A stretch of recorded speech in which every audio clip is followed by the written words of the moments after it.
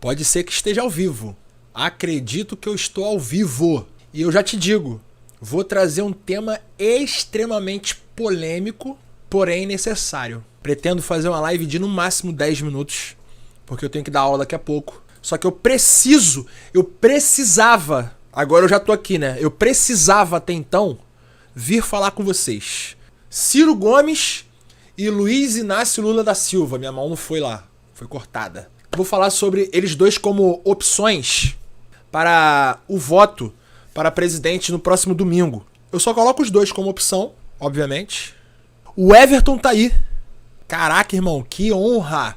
Que honra! Em 2018, o Bolsonaro entrou, foi eleito por maioria dos votos na urna eletrônica, que ele mesmo critica, falando que não funciona. Ele foi eleito. E em 2018 a gente teve esse fenômeno sendo eleito, porque pra mim é um fenômeno muito curioso, que cabe muito estudo, um case de estudo muito importante pra sociologia, daqui a pouco pra história já, ou talvez agora já pra história. No momento, frame-chave. Ih, irmão, começou a ficar salgado pra mim. Independente. Em 2018 a gente elegeu o Bolsonaro. Azar ou destino, a pandemia veio justamente na gestão do Bolsonaro. E aí a coisa que eu já imaginava que ia ser ruim foi pior. Hoje a gente tem um país destroçado. Enfim, e a gente tem chance de mudar isso. Porém, o que eu queria dizer na verdade é que eu não acredito mais em eleição.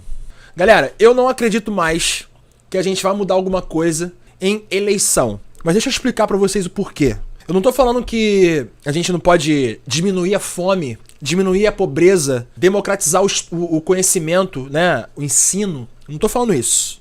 Inclusive, esse cara aqui, ó, que minha mão não vai até lá, porque ela é cortada pelo chroma key.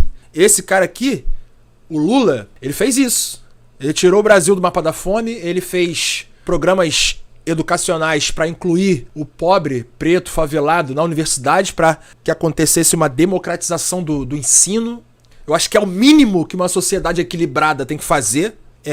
Eu vi isso de perto, eu sou filho da universidade pública, eu vi o que a diversidade no ensino, no espaço de vivência da universidade pública pode proporcionar. Então eu me tornei esse cara. Hoje eu me considero, além de ser profissionalmente falando geógrafo e professor de geografia, eu me considero um cara anticapitalista, porque o capitalismo, ele pra mim, ele é o principal problema, ele é a raiz do problema. E é por isso que eu não acredito mais em eleição, porque via eleitoral, galera, chegou minha comida, pera aí, rapidinho.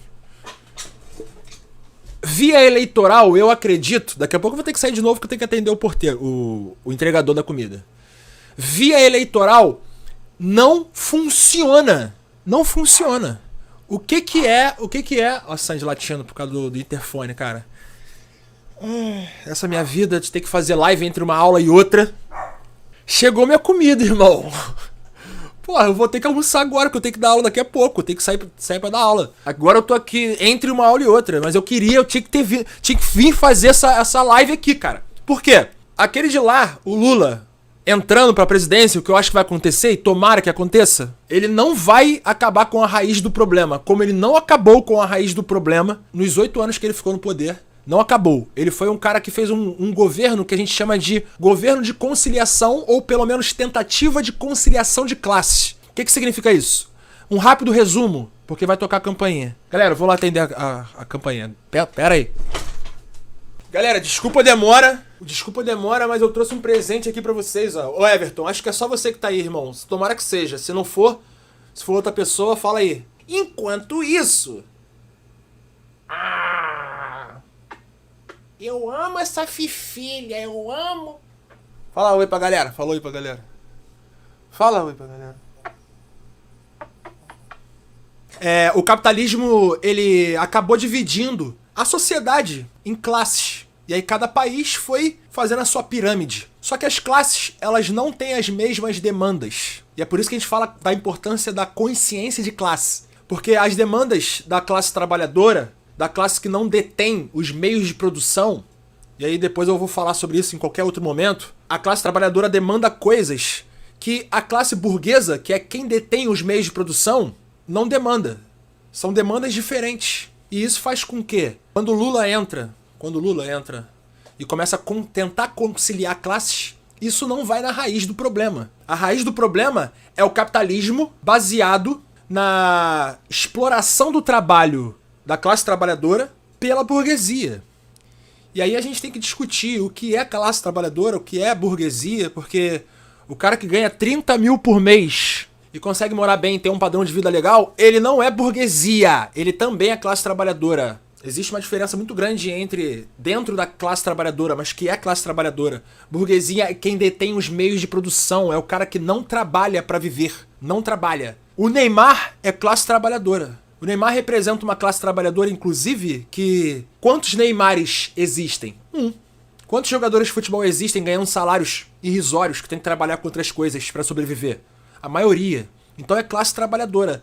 Quem paga o Neymar, o Sheik lá, dono do PSG, ele é a burguesia. E quando a gente vive num país onde as políticas tendem a sempre favorecer a burguesia, a classe trabalhadora sempre vai tomar chibatada. Então, enquanto a gente não romper com isso, não adianta votar em um ou votar em outro. Esse aqui, o Ciro Gomes, fala que vai taxar as grandes fortunas. Eu duvido que ele conseguiria. Duvido. Eu duvido. Sério, se ele for eleito e taxar as grandes fortunas e isso realmente acontecer de fato, eu venho aqui e faço a minha meia-culpa. Venho aqui e falo, eu errei. Eu duvidei do cara. Mas eu duvido que via eleitoral alguma burguesia, que seja a burguesia brasileira, que é ridícula, mas é uma burguesia, eu duvido que via eleitoral alguma burguesia brasileira vai deixar um cara desse se eleger. Um cara que fala que vai taxar as grandes fortunas. Ele não vai se eleger. Vocês estão entendendo? Ele não vai se eleger.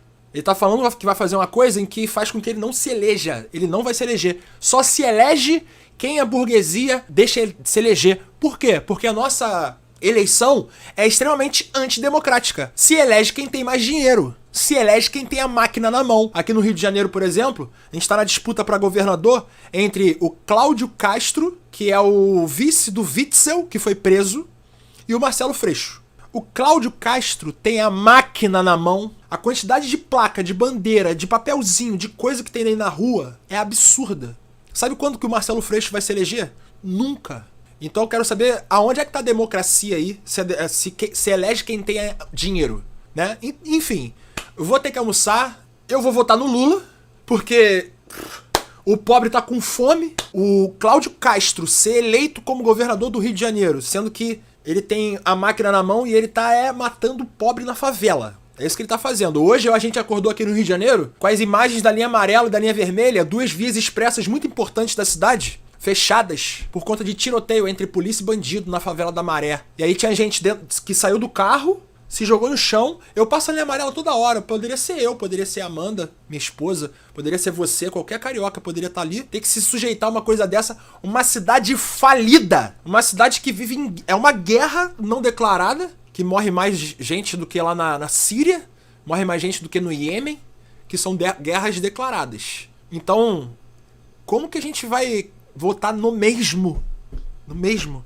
Enfim, via eleitoral eu não acredito mais que a gente vai resolver o problema. A gente pode atenuar o problema de forma superficial, que é o que o governo do PT fez, e pode fazer de novo, mas acredito eu que o fenômeno Bolsonaro vai reverberar bastante ainda nos próximos anos.